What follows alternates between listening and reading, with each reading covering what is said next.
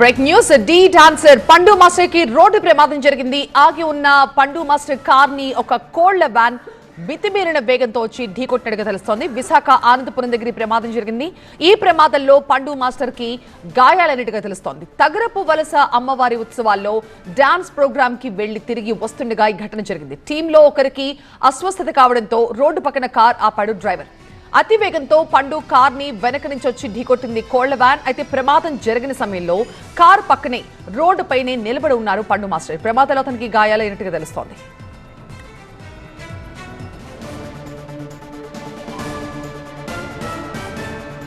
మా ప్రతినిధి ఖాజా మరింత సమాచారం ఇస్తారు. ఖాజా, పండు మాస్టర్ సిచ్యువేషన్ ఎలా ఉంది?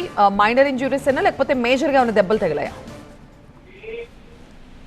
ప్రస్తుతానికి ప్రైవేట్ ఆసుపత్రిలో పండు మాస్టర్ చికిత్స పొందుతున్నారు. అతనికి కాలుకి ఫ్రాక్చర్ అయినట్టు పోలీసులు చెబుతున్నారు. గత అర్ధరాత్రి దాటిన తర్వాత ఈ ప్రమాదం జరిగింది. ఆనందపురం సమీపంలో హైవేపై ఈ ఘటన చోటు చేసుకుంది.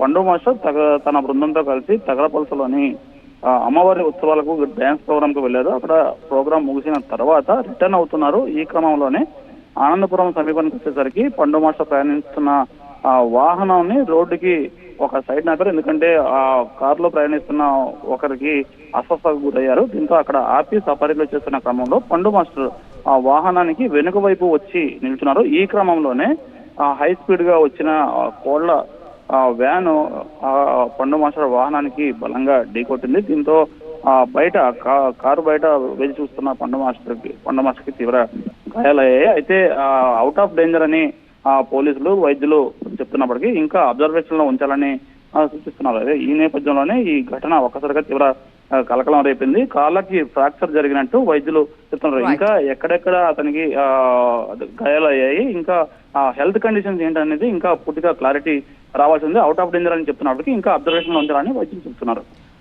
రైట్ ఖాజా, డి డాన్సర్ పండు మాస్టర్ కి రోడ్డు ప్రమాదం జరిగింది.